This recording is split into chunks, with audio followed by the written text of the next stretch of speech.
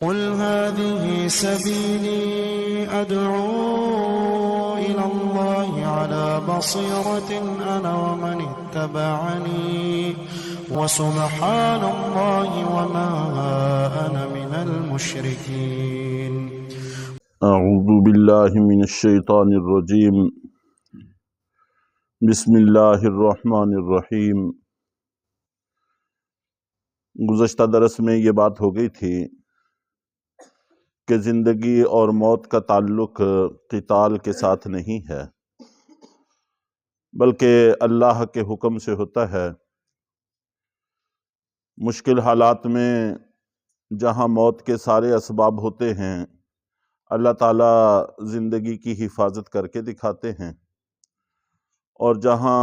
بظاہر موت کا کوئی بھی سبب نظر نہیں آتا تو اللہ رب العزت موت دکھا دیتے ہیں۔ اگر بالفرض موت آ بھی جائے تو بتایا جا رہا ہے کہ آخرت کی نعمتیں دنیا کے مقابلہ میں پائیدار ہیں، ان کو نظر انداز نہیں کرنا چاہیے۔ قل متاع الدنیا قلیل، اے پیغمبر آپ فرما دیجئے کہ دنیا معمولی سا نفع ہے، آخرت کے مقابلہ میں اس کی کوئی حیثیت نہیں ہے۔ والآخرۃ خیر لمن اتقی، اور آخرت ان لوگوں کے لیے جنہوں نے تقوی اختیار کیا ہے بہت بہتر ہے۔ بہتری کے لیے یہاں پر تقوی کی قید لگائی ہے۔ مراد اس سے یہی ہے کہ ایمان والے، تقوی والے جب وہ آخرت میں جائیں گے یقیناً آخرت کی نعمتیں ان کو حاصل ہوں گی، اور اگر خدا نہ خواستہ ایمان اور تقوی کے بغیر آخرت میں جائیں گے تو ایسی حالت میں آخرت دنیا سے بہتر ہونے کی بجائے اور ان کے لیے بری ہو جائے گی۔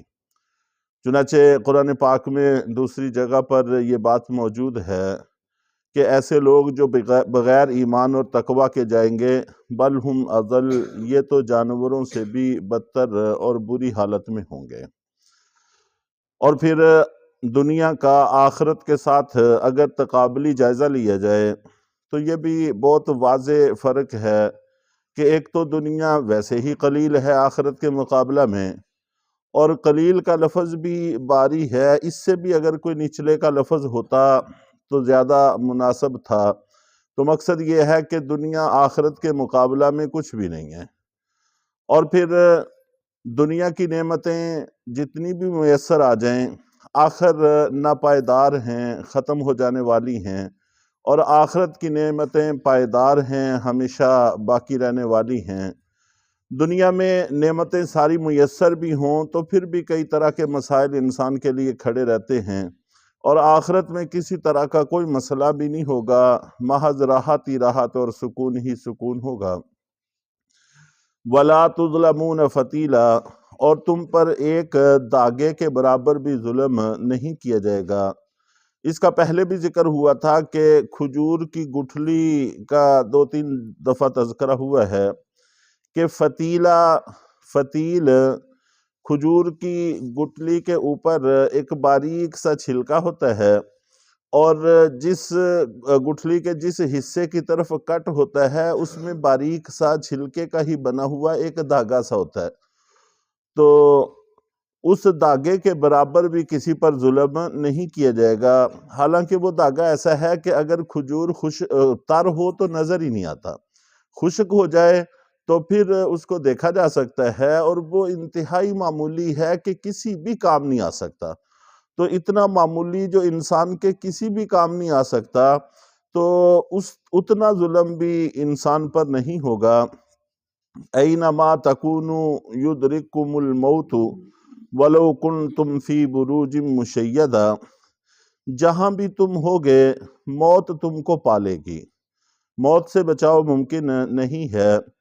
چنانچہ پچھلے جتنے بھی ہماری نسلوں کے طبقات گزرے ہیں ان میں سے جنہوں نے قتال کیا، جیسے وہ دنیا سے چلے گئے تو ان کے ہم عمر وہ بھی سارے کے سارے دنیا سے چلے گئے، ان میں سے بھی کوئی باقی نہیں رہا۔ وَلَوْ كُنْتُمْ فِي بُرُوجٍ مُشَيَّدَةٍ، اگرچہ تم مضبوط قلعوں میں ہی کیوں نہ رہتے ہو پھر بھی موت آ جائے گی۔ اس سے یہ بھی اشارہ ملا کہ مضبوط قلعے تعمیر کرنا یا مضبوط گھر حفاظتی نقطہ نظر سے بنانا یہ توکل کے خلاف نہیں ہے، توکل کے مطابق ہے، اپنی حفاظتی انتظامات انسان کو رکھنے ہی چاہیے۔ وَإِن تُصِبْهُمْ حَسَنَةٌ يَقُولُوا هَٰذِهِ مِنْ عِنْدِ اللَّهِ، اور ایک یہ بھی مسئلہ ان منافقین کا ہے کہ اگر تم کو کوئی اچھائی پہنچتی ہے، ان کو کوئی اچھائی پہنچتی ہے تو یہ کہتے ہیں کہ یہ اللہ کی طرف سے ہے، هَٰذِهِ مِنْ عِنْدِ اللَّهِ، یہ اللہ کا فضل ہوا، اللہ کی طرف سے ہمیں عطا ہوا۔ یقیناً جتنی بھی اچھائیاں ہیں، جتنی بھی بھلائیاں ہیں، ساری اللہ کے فضل سے ہی حاصل ہوتی ہیں۔ اس لیے کہ دنیا میں ہم نیک عمل جتنے بھی کر لیں، نعمتیں بہرحال اس سے زیادہ ہوتی ہیں، تو ہمارے نیک اعمال تو ان نعمتوں کا بدل بھی نہیں ہو سکتے۔ ہم صرف جو ایک سانس لیتے ہیں، اس سانس میں ہمارے بہت بڑے بزرگ ہوئے ہیں، شیخ سعدی رحمۃ اللہ علیہ، ان کی کتاب گلستان ہے، اس کے مقدمہ میں انہوں نے اس بات کو نقل کیا ہے کہ آپ کا شکر تو ممکن ہی نہیں ہے، صرف ایک سانس، اسی کا اگر شکر ادا کرنا چاہے انسان تو 2 شکر واجب ہوتے ہیں کہ اگر سانس اندر چلا جائے باہر نہ آئے تب بھی موت ہے، باہر آ کے اندر نہ جائے تب بھی موت ہے۔ اور وہ ساری چیزیں جو ہمیں نظر نہیں آتی سانس کے ضمن میں جن کا ہم استعمال کرتے ہیں وہ اس سے علیحدہ ہے، ان سے قطع نظر بھی کر لیا جائے، صرف اتنا کہ سانس اندر جاتا ہے تازہ اور اندر سے آلودہ ہوا باہر آ جاتی ہے، تو یہ 2 نعمتیں ہیں، تو ایک سانس پر 2 دفعہ شکر ادا کرے تو اتنی دیر میں اگلا سانس آ جاتا ہے، تو جب اس کے شکر ادا کرے تو پھر تیسرا سانس آ جاتا ہے۔ یہ ایسا تسلسل ہے جو کسی وقت بھی نہیں رکتا، آدمی سویا ہوا بھی ہو تب بھی نہیں رکتا، اگر اس وقت بھی رک جائے تو تب بھی موت واقع ہو جاتی ہے۔ تو اس پر زندگی کا مدار ہے، 2 شکر تو اسی پر بنتے ہیں، اگر اسی کا شکر ادا کرنے انسان بیٹھے تو باقی نعمتوں کا تو شکر پھر بھی ادا نہیں کر سکتا۔ تو اس لیے یہ تو اللہ کے شکرانے کے لیے بھی کافی نہیں ہے، چہ جائے کہ انسان یہ سمجھے کہ اس کی وجہ سے مجھے اور بہت سارا کچھ ملے، تو جو بھی بھلائی آتی ہے وہ اللہ کے فضل سے آتی ہے۔ ہاں البتہ اللہ کا فضل حسنات کے ساتھ جڑا ہوا ہے، جو انسان حسنات کرتا ہے تو پھر اللہ اس کو اپنا فضل عطا فرماتے رہتے ہیں۔ اور پھر جو بڑی حماقت کرتے تھے وہ یہ کرتے تھے وَإِن تُصِبْهُمْ سَيِّئَةٌ يَقُولُوا هَٰذِهِ مِنْ عِنْدِكَ، اگر ان کو کوئی تکلیف دہ واقعہ پیش آتا تھا تو بڑی بے دھڑک ہو کر کہہ دیتے تھے کہ اے پیغمبر یہ آپ کی وجہ سے ہے، هَٰذِهِ مِنْ عِنْدِكَ، اے پیغمبر یہ آپ کی وجہ سے ہے۔ قُلْ كُلٌّ مِّنْ عِنْدِ اللَّهِ، اے پیغمبر آپ فرما دیجئے کہ یہ سب کچھ اللہ کی طرف سے ہے، جو برائی پہنچتی ہے وہ بھی اگرچہ تمہارے برے اعمال کا نتیجہ ہے لیکن پہنچتی اللہ ہی کے حکم سے ہے، پیغمبر کا اس میں ذرہ بھر کوئی عمل دخل نہیں ہے، وہ تو رحمت بن کر آئے ہیں، اس لیے اپنے پیغمبر کو الزام مت ٹھہراؤ پہلی امتوں کی طرح کہ وہ بھی اپنے نبیوں کو الزام دیتے تھے۔ فَمَا لِهَٰؤُلَاءِ الْقَوْمِ لَا يَكَادُونَ يَفْقَهُونَ حَدِيثًا، کیا ہو گیا ہے ان لوگوں کو